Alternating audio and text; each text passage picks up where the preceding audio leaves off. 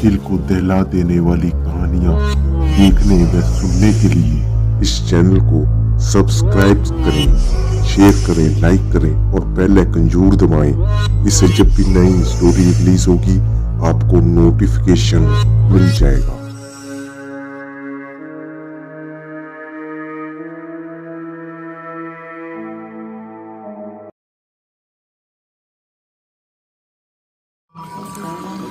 घबरा कर चल उठ गई। चल खिड़की के पास गई। आसमान बिल्कुल साफ था, चांद चमक रहा था। तभी एक उल्लू अपने पंख फड़फड़ाते हुए उड़कर खिड़की के पास एक पेड़ की टहनी पर बैठ गया। वो टकटकी लगाकर खिड़की की ओर देखने लगा। वो जैसे कुछ कहना चाहता था। अचानक हवा का एक तेज झोंका आया और बेडरूम की लाइट चर चर करने लगी। लेकिन फिर कमरे में भयानक सन्नाटा छा गया। रैचल को अजीब लगा। उसने पीछे मुड़कर देखा। उसे लगा कि कोई कमरे में है। वो पलंग के पास गई कि तभी किसी ने उसके पैर को पकड़ लिया। डर से उसकी चीख निकल गई। जब उसने देखा तो ऐसा कुछ नहीं था। वो घबरा गई। उसकी सांसें तेज हो गई। वो कमरे से बाहर निकलने के लिए दरवाजे की ओर बढ़ी। लेकिन जो उसने दरवाजे के सामने देखा उससे उसके रोंगटे खड़े हो गए। जुबान गले में अटक गई।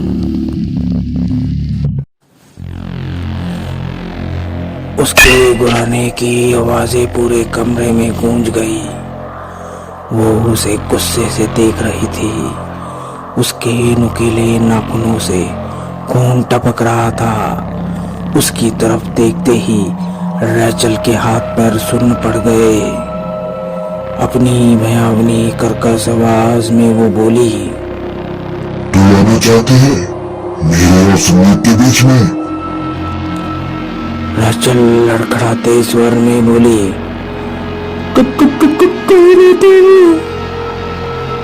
और हंसते हुए वो बोली,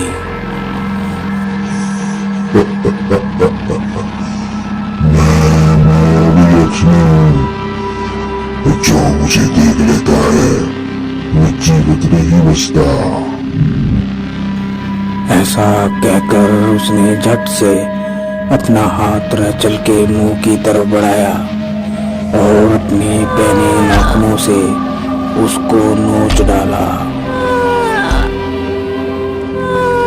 रैचल की एक आखिरी चीख के बाद वहां फिर सन्नाटा छा गया।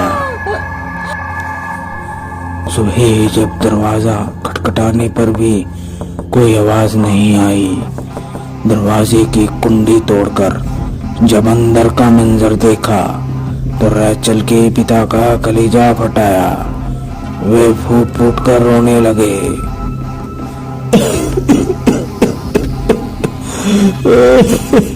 क्या हो गया बेटी?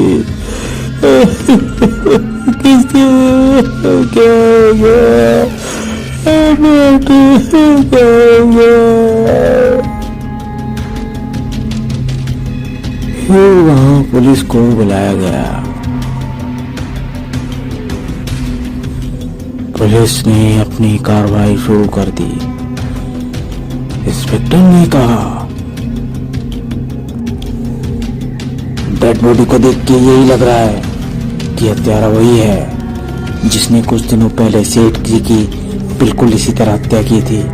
दोनों का चेहरा एक ही ढंग से नोचा गया है। खून ज्यादा निकलने की वजह से दोनों की मौतें हुई।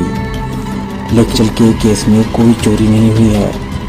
सेठ के केस की तरह यहाँ भी किसी के कमरे के अंदर आने के कोई सबूत नहीं मिले।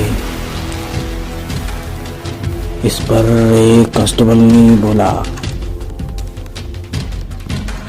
साहब जी मुझे तो इसमें कोई ऊपरी हवा का चक्कर लग रहा है। इंस्पेक्टर ने हैरत भरी आवाज में कहा, व्हाट नॉनसेंस, हमें ठीक से तफ्तीश करनी होगी। रैचल का केस हमें सॉल्व करना ही होगा। ऊपर बैठे आला अफसर कि मुझे कॉल पे कॉल आ रहे हैं, क्या उन्हें मैं ये बोलूं कि ये सब भूत ने किया है, पिशाच ने किया है? नॉनसेंस। इस पर कांस्टेबल बोला, साहब जी मेरा मतलब ये नहीं था। ऑन रिकॉर्ड से पता चला कि जिस रात रेचल की हत्या हुई उस रात उसी की बात संदीप से हुई थी, इसलिए संदीप से पूछताछ के लिए उसे थाने में बुलाया गया। पुलिस की नजर में वो एक संदिग्ध था। इंस्पेक्टर ने पूछा, जिस रात रेचल की हत्या हुई उसकी क्या बात हुई थी फोन पर तुमसे? हमें सब कुछ सच सच बताओ। फिर इंस्पेक्टर ने सेठ की फोटो टेबल पर रखी और संदीप से पूछा, क्या तुम इसे जानते हो? फिर संदीप ने कहा, देखिए मैं नहीं जानता। अगर मैं सब कुछ सच सच बता भी दूं तो आप यकीन नहीं करेगा। ये कहकर संदीप रोने लगा।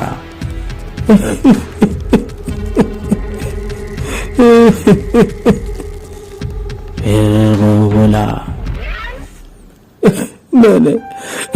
मैंने इतना समझाया था चल को कि मुझसे दूर रहो, लेकिन वो किसी को भी बीच में आने नहीं देगी। आगे वही हुआ जिसका मुझको डर था। इंस्पेक्टर ने पूछा, कौन है वो जिसने इतनी क्रूरता से रेचल को की जान ली? संदीप ने कहा, मायावी यक्षिणी है वो, और आप किसी इंसान को पकड़ कर जेल में नहीं कर सकते, लेकिन वो इंसान नहीं है। इंस्पेक्टर ने कहा, क्या तूने मुझे गंवार पागल समझा है जो तुम कुछ भी बकवास करोगे? तुम हमें गुमराह करना चाहते हो?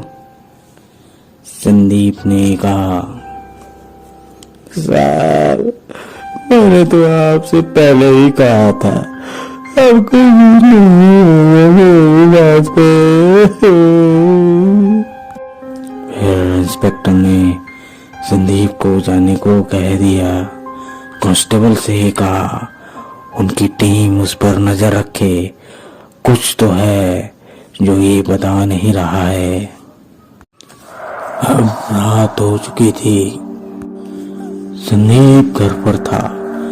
टेबल पर उसने बहुत सारा चिकन मीट शराब रख दिए और तभी कमरे में किसी की हंसने की आवाज आई। एक बहुत सुंदर औरत कमरे में आई। उसकी खूबसूरत नीली आंखें वो किसी स्वर्ग की अप्सरा से कम नहीं लग रही थी। वो वहां बैठ गई और वो जल्दी जल्दी बहुत सारा चिकन मीट चट कर गई। सब कुछ खाने के बाद वो संदीप से बोली, वाह मजा आ गया, मजा आ गया। अब चलो बेडरूम में, तुम्हें मेरी कुछ और जरूरतें पूरी करनी है, जैसे कि तुमने मुझे वादा किया था। और हमेशा याद रखना, किसी लड़की को अपनी जिंदगी में आने मत देना। फिर उसने संदीप का हाथ पकड़ लिया और बेडरूम में ले गई। फिर दरवाजा बंद कर दिया। अंदर से हंसने और कराने की आवाजें आने लगी।